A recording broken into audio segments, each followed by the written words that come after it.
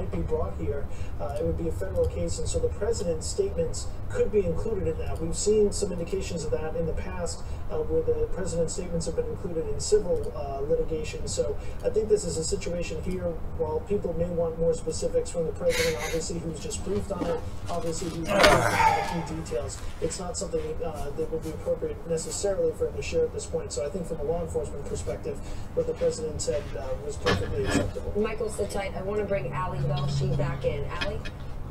I'm going to be hanging out here on my own, but I am going to repeat that. I don't agree with that. I just don't agree with that. The governor of the state of New York said that this was an act of terror. The chief of police, the commissioner of police said so. The mayor of the city said so. Whatever it is, whatever this is, if somebody gets arrested for sending potential bombs around that, it cannot possibly be prejudicial that the president said that was a bad thing and everybody should cool it. So I may be the only person who's prepared to go out on this limb, but I'm out on this limb. I'm on this limb. I'm on the limb of saying that when you create an environment that is that poisonous, then you can't, you're not, it's not prejudicial to say people shouldn't send bombs around, and it would be really bad if we do, and this person should be rolled up, as Malcolm said, and this person should be arrested, and it's a bad thing. Now, let's just be clear. What Tom said here is that the package that was received at Governor Cuomo's office, they believe is not connected to this. So now we're dealing with 6 packages, right? We're dealing with a package that went to George Soros on Monday, and that did get pretty close. Two meetings in a row with the same. And Barack Obama, that didn't get too close to them, but we're targeting them. One that you tell me everything else. I have a question for you. All of these packages, which is Are you going to flip with him like lunchtime or later today? I could do it in a while. Okay. Finish this. Take me about a half hour. We also have the package here at CNN that was directed to former CIA Director John Brennan, a Republican, by the way, but a critic of the president nonetheless. That's what he shares with everybody else on this list. And then the package that went to, or was directed to Maxine Waters' office, Congresswoman Maxine Waters' office, which went to the Congressional Mail Sorting Facility, which is not on the campus of Congress. So that is the last package. So we're now looking at 6 packages, none of which were exploded, all of which look like pipe bombs. The one here at CNN has white powder in it. I would guess that because we haven't seen further police action here, that they are not thinking that the white powder was a chemical substance. I want to bring Charles Marino in. He's a former supervisory special agent with the Secret Service under 3 presidents. Charles, you know, a lot of people wonder why these ex-presidents get the kind of protection that they get. I guess this may be the reason for it. Yeah, absolutely right. I think this is a perfect example of comprehensive, robust security operations and plans remain in place, not just for current public officials, but former presidents as well. I think for the Secret Service, as well as for the Capitol Hill police and law enforcement around, the screening process worked as it's supposed to. This is what these men and women plan for every day, and they have affected off-site mail screening processes that succeed in situations like this. Charles, CNN gets a lot of mail every day, members of Congress, presidents, ex-presidents. There's a lot of stuff that goes through. It is kind of remarkable that the first package, which was supposed to go to George Soros, was Monday night, and now by Wednesday afternoon we've seen 5 more. Pretty efficient on the sender's part and on the part of whoever's been intercepting them. Is it surprising to you that people were able to identify these packages and get them out of the system fast? No, it doesn't surprise me at all. You have very well-trained individuals that are trained in explosive detection, as well as some chemical bio and anthrax threats and alike, that are trained and do this each and every day to identify and respond to these types of threats and hazards. You know, they don't look at protection as a single scope, single shooter, single type of incident. That would be a mistake. They look at all threats and all hazards and all modes in which that a threat or a hazard can get to a principal or a protectee as a Secret Service. So I think as we're trying another example of well-trained. So as we're trying to get to the bottom of this, the president said Homeland Security is involved, the FBI is involved, obviously the Secret Service is involved. We know at a local level, we've got the local police departments like the NYPD, we know the ATF is involved. How do you coordinate this? Because this has to work fast. They have to figure this out. They've got couriers, they've got mail system, they've got deliveries, they've got cameras, fingerprints, and then whatever the the bomb is and what it's made of, or the potential bomb. How does this work moving forward? Who's actually in charge of figuring out who this person is? Well, moving forward, I think the quick mechanism here is going to be the Joint Terrorism Task Force, and that'll include all your state, local, and federal partners that you need at the table participate in the JTTF, as it's called, each and every day. So, for example, in this situation, like you said, the FBI will take the lead in this investigation by statute, and members of the Secret Service, the Alcohol, Tobacco, and Firearms, the U.S. Postal Inspection Service, as well as those state and local authorities that are involved. And it won't just be those local jurisdictions that are affected by this. You'll see the JTTF in other jurisdictions that have not been affected by this also upping their tempo. They may be acting on investigative leads that may take place outside of the jurisdictions where these explosive devices were discovered. So the JTTF is really the most efficient mechanism where you have all the members at the table that you need to act quickly and decisively to get this investigation resolved.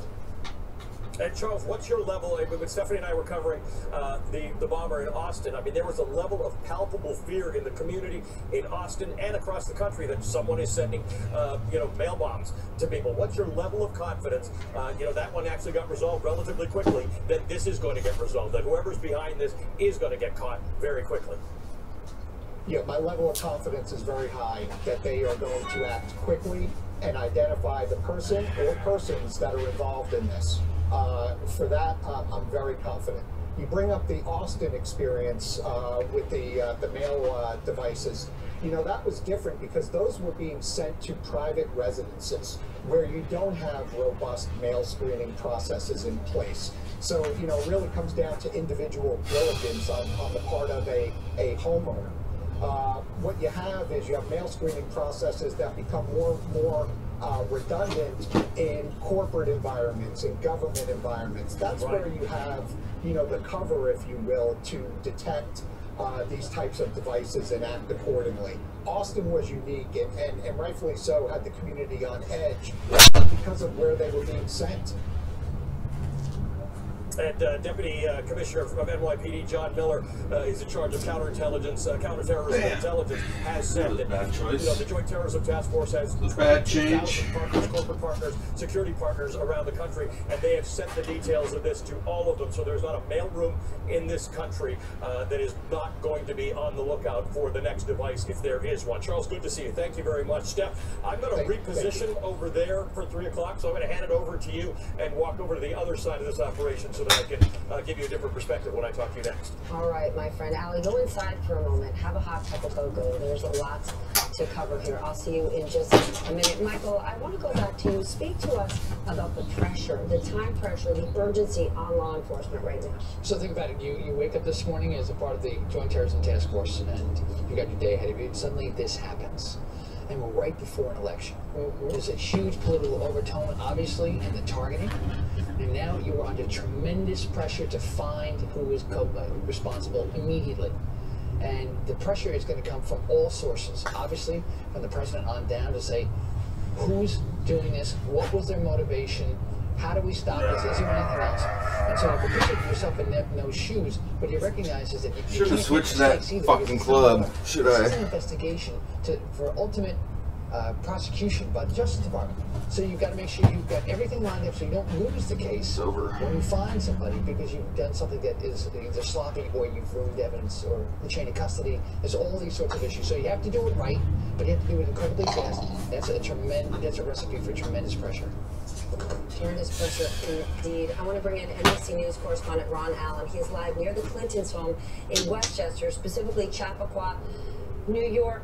Ron, walk us through what has specifically happened there, where the package went. We know that Secretary Clinton is in Florida. We know that former President Bill Clinton was in his home, but of course, because he's a former president, the package certainly didn't end up on their doorstep.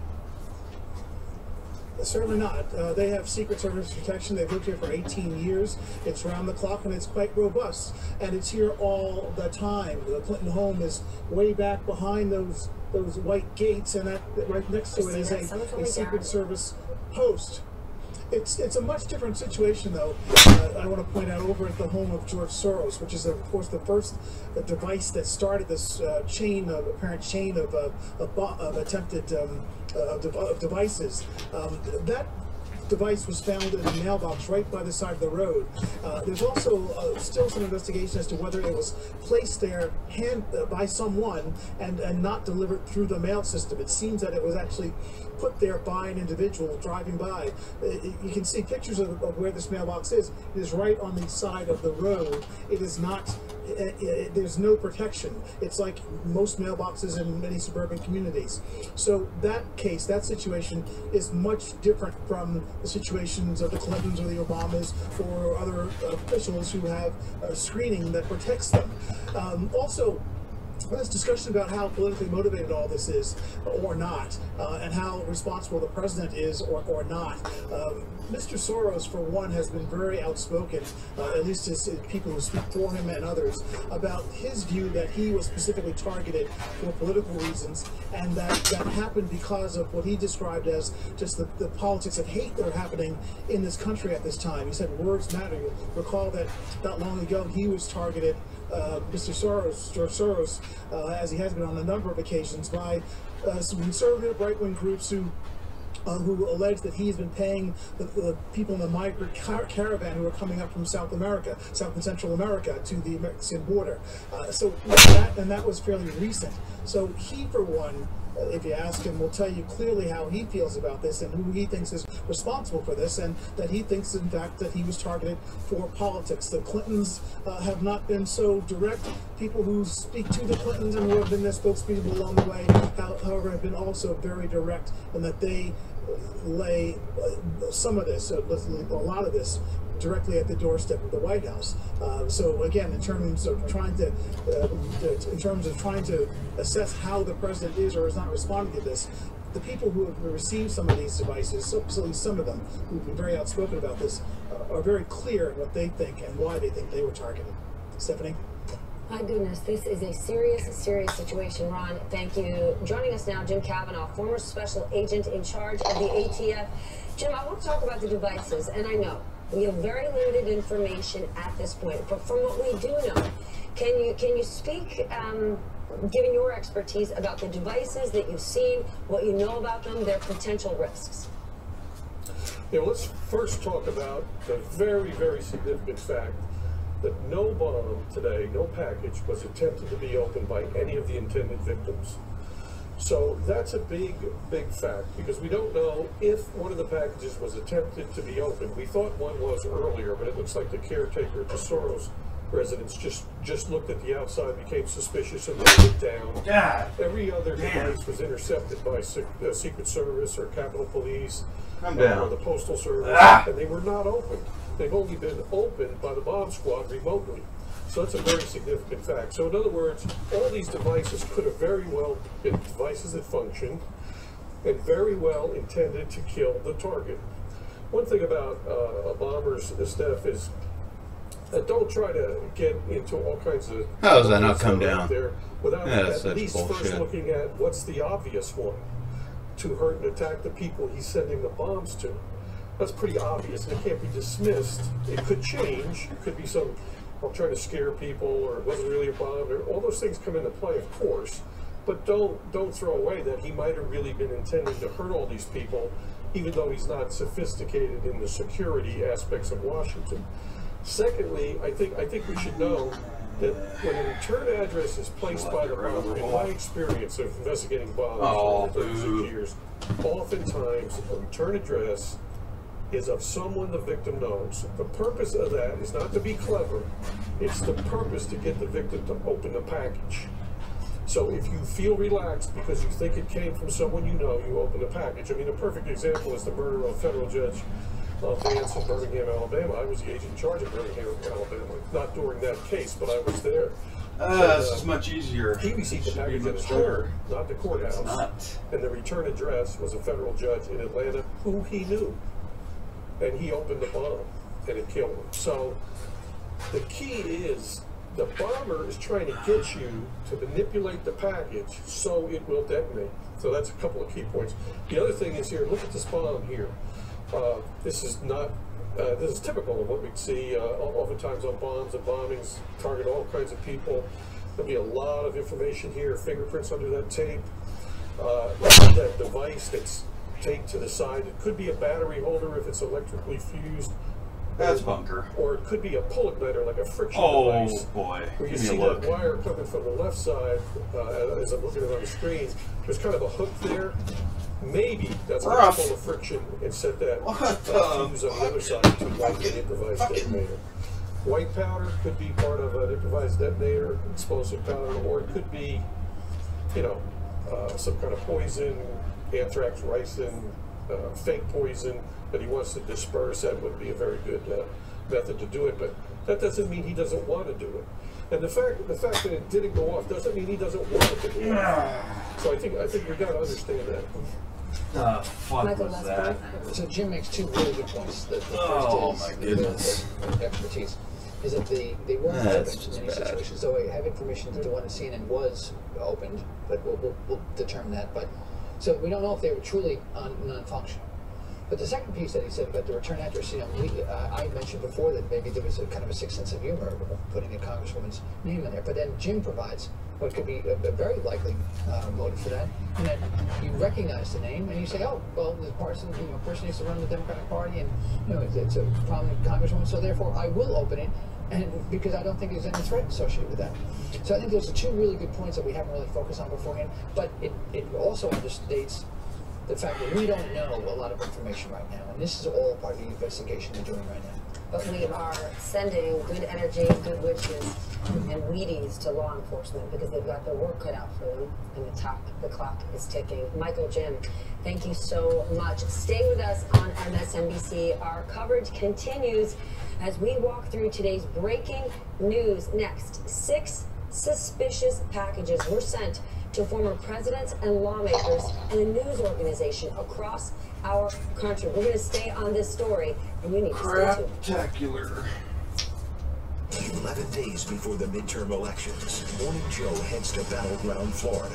What's driving voters to the polls in that state's pivotal Senate and governor's races? Morning Joe, live from Florida, Friday 6 to 9 on MSNBC. The sun comes up, the sun goes down. You run those miles, squeeze the toothpaste from the bottom, and floss to set a good example. Fine-tune the proposal, change the water jug so no one else has to. Get home for dinner and feed the cat. You did a million things for your family today. But speaking to PNC to help handle all your investments was a very important 1,000,001. PNC, make today the day. Nothing says fall like a homecoming football game, so let's promote our fall travel deal on choicehotels.com like this. Touchdown! Earn a free night when you stay just twice this fall. Or, bada book, bada boom. Book now at choicehotels.com. I used to fight depression with medications. Then, my doctor prescribed NeuroStar. NeuroStar is an FDA-cleared therapy that helps activate the natural function of the brain. It should not be used in patients with certain metal or devices in or around the head. The most common side effect is temporary pain or discomfort at or near the treatment site. There's a rare risk of seizure. Talk to your doctor if you have worsening depression, suicidal thoughts, or actions. Visit neurostar.com. Talk to a doctor to see if NeuroStar is right for you. All right, sir. Your new smart home is all configured. Okay. Alexa, ask ADT to arm my system to stay. ADT can design Getting a old. smart home just for you. Really fast. 24/7 protection. And now, get 1 indoor camera and 1 outdoor camera installed free, plus $100 off installation. Call 1-800-ADT ASAP today. Move-in service, brought to you by ADT. Grubhub is an app that lets you choose a restaurant, find food, and place your order.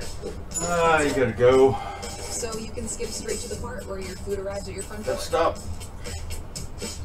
Grubhub. Restaurants you love, delivered. See how many of these little frickin' huts I can miss. Fremont Bank is there, empowering business owners to achieve their vision. Since 1964, we've exceeded expectations as a lead innovator in the banking industry.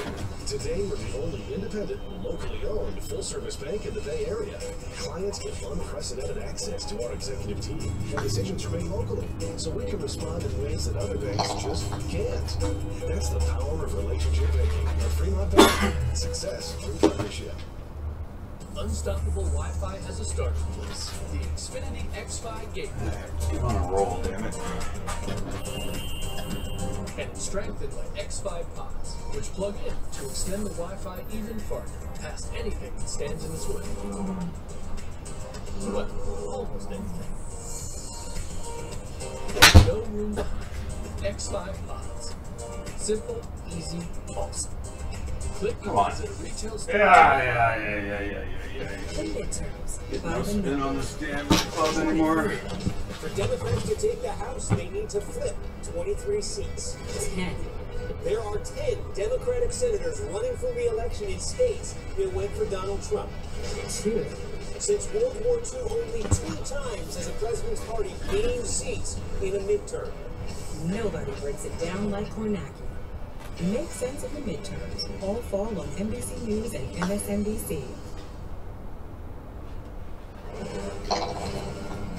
Good afternoon. I'm Stephanie Rule. We're following what's looking more and more like a serial bomber. New York's governor put it this way, quote, the attempt to spread fear in the world the attempt to spread fear in the world that we live in. We're monitoring potentially explosive devices sent to what appears to be several political targets. So far, we know it started Monday with a suspicious package sent to the home of billionaire philanthropist and major Democratic donor George Soros.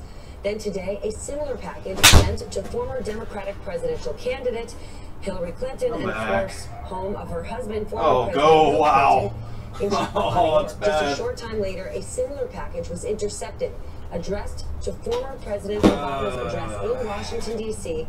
After that, another device was found in CNN's mailroom in the Time Warner building in New York, just a few blocks from here, which obviously caused a massive evacuation. And over the past 2 hours, we have learned former Attorney General Eric Holder and now Democratic Congresswoman Maxine Waters were also targeted. All day, we've been hearing from top officials, including the president. The full weight of our government is being deployed to conduct this investigation and bring those responsible for these despicable acts to justice. We have to unify. We have to come together and send one very clear, strong, unmistakable message that acts or threats of political violence of any kind have no place in the United States of America. So far, the devices have been what appeared to be a pipe bomb. What we saw here today was an effort to terrorize. This clearly is an act of terror, attempting to undermine our free press and leaders of this country through acts of violence. Through acts of violence. With me now with the latest NBC News investigations reporter, Tom Winter. All right, Tom, you and I have been together for the last 2 hours as we've been trying to interpret what happened earlier today, and then we're getting more news about Maxine Waters. Set the stage for us exactly where things stand. And I know I'm putting you in a tough spot because there are still so many unknowns. Yeah, and there's obviously a lot that's going on with this investigation, and even some things that we're not quite, frankly, in a position to share because we don't want to be in a position where we're going to disrupt an investigation. What we know is this, and I want to clarify something on Maxine Waters at the moment. We know that there's a suspicious package that's been identified that was sent to her that was intercepted at the Capitol Mail Processing Facility, and that's just normal procedure. What we don't know yet is if whether or not that specific package is in fact connected to the other devices that we've been talking about since early this morning. Why do we know what packages are kind of connected here in what appears to be part of a same effort in why other suspicious packages that we've heard about today are not connected to this? And I think the key details here is the evidence. We know that the packages that were sent that are connected, the Soros, Clinton, Obama, Brennan, and apparently the package that was sent to former Attorney General Eric Holder, that those were sent in a what appears to be a padded manila envelope. That the return address and name is Debbie Wasserman Schultz, and obviously there's no indication here at all that the Congress lady sent out these packages herself, but the packages all contain that return address. In addition to that, we know that the components of the devices, we just looked at one on the screen a few seconds ago, the components of these devices, you're looking at it now, it used to be a pipe, we're told 6 to 10 inches in length, that there's explosive powder found inside. There appears to be some additional devices. Obviously, you can see wires in what we're looking at on screen. We're told that the components for the devices that were sent to President Obama, former Hillary Clinton, former CIA Director John Brennan, through now we're just getting pissed, as well as George Soros, that all these devices have the same or exactly the same characteristics. So that's one of the reasons why they're all being tied together at this point. We say potential devices and suspicious packages that you're looking at on our screen, as far as these, as far as what we're calling them, because the special agent bomb technicians of the FBI, based down in Quantico, they're still looking at it. None of these devices actually went off, of course. We haven't talked about any sort of actual explosions that we know of. So at this point, we're trying to see if these devices were designed to go off.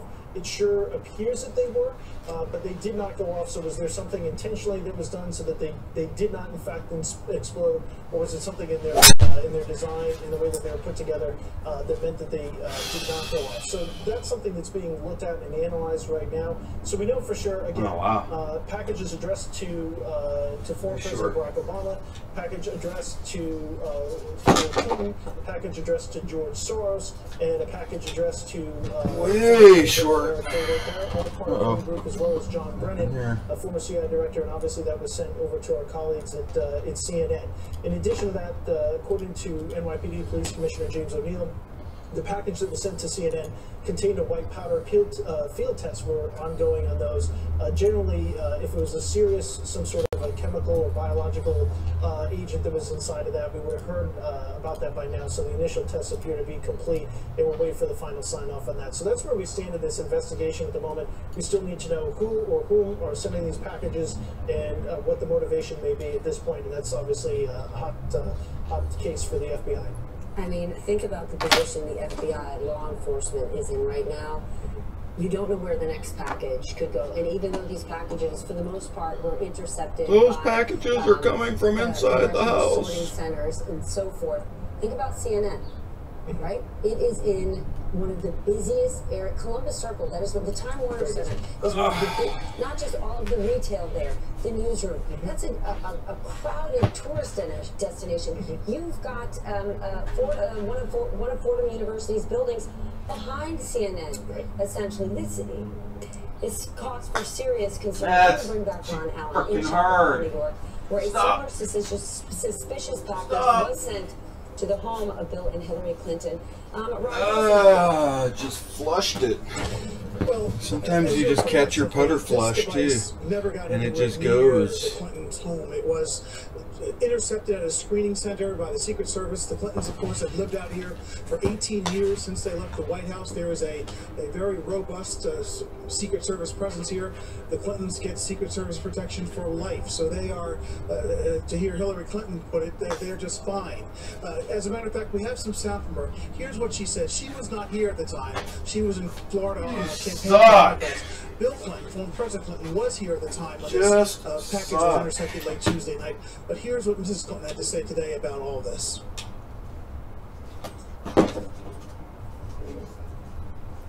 You just suck.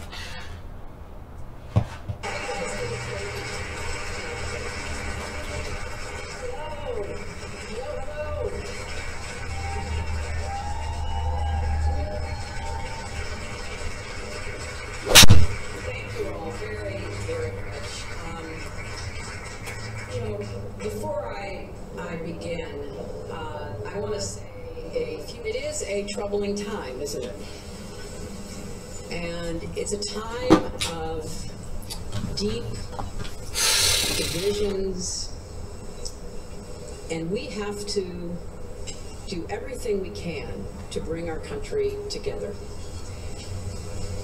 We also have to elect candidates who will try to do the same, who will set goals that will lift up every single Floridian and American. Usually when people ask me how am I doing, which happens quite often, I say, well, as a person, I'm great. As an American, I'm worried. So clearly there is a very significant political dynamic to this that, of course, is fairly obvious at this point, it would seem. Interesting to point out, however, in the case of the George Soros bombing, which police do in fact say was an explosive, a real explosive, that was left in a mailbox that was along the side of the road where he lives. It's a major, significant two-lane highway, one lane in each direction up here in the suburbs of New York. The mailbox is right out in front of his estate. A caretaker or an employee on his property apparently went out to the mailbox to pick up the mail, found this package, thought it very suspicious, put it down in the woods near the house, and called the police. So that is a much different situation than having a device sent to a prominent official or prominent former president's home and sorted by the Secret Service. Mr. Soros' reaction, as you recall, was just, as expressed by his foundation, was just livid. And he left no doubt that he thinks that he was targeted because of politics, because of his political views, because of what he called the politics of hate. Stephanie? Politics of hate. I want to bring back my co-anchor, Ali Velshi, who is on the scene outside the Time Warner building in New York City. I mean, Ali, I just think back to our own colleagues over at CNN, live on air while this happened.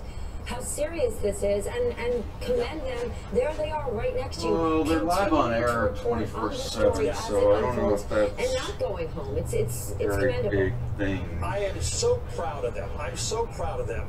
You know, Chris Cuomo is over there with Kate Baldwin on the sidewalk outside of their place of work. That's not going to work. I spent many years here. I worked in this building for 20 years. Boy. I worked for CNN for 12 years. How's that not bounce forward? We do. We deliver the news, and I'm proud of them. But they are only one of these sets of victims receiving these pipe bombs. We don't know whether they're real bombs or not. Just hit it again. Of the one that was received here, but I don't know anything about them. That's gone for testing. It's been removed from this building. Killed myself. This is the only one that actually made it to its destinations. The one that went to the ones that went to the former presidents didn't make it. One close to George Soros. One that was sent to Eric Holder got sent back to the address on the envelope, which was the office of Debbie Wasserman Schultz in Florida, which is why her office is being investigated. It's not because they think she sent it. It's because the bomb went back. The potential bomb went back to her.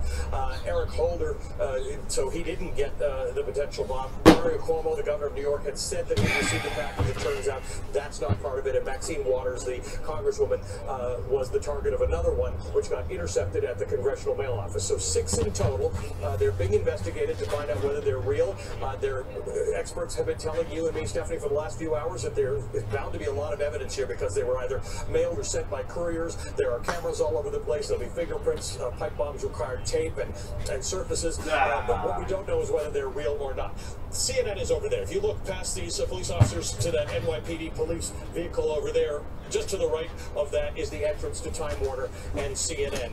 That is not open yet because this package that was received here also had white powder associated with it, so police are still investigating to make sure that's not dangerous. I would tell you that given the lack of activity that we're seeing around here, I would suggest that police don't think that it was ricin or some other chemical, but we don't know that. We don't have that information yet from the police. And we've been here for a few hours, and as you can see, Stephanie, we've moved closer and closer. 8th Avenue is there. I'm about a third of the way over to 9th Avenue now. Police have let us move closer. But while I've been here, Rahima Ellis has also been with me, and you had a chance, Rahima, I mean, there were a lot of people. This is Columbus Circle. This is Time Warner Center. This is a major transportation hub, consumer hub. There were a lot of a tourist hub. So you got to talk to some of the people. I did, and one of the things that they were saying, it makes me remind me that New Yorkers are a very hardy bunch of people, and the people who come to visit New York, they're hardy people too. I want you to listen to some of the sound that we got from some folks. Take a listen. Oh, boo.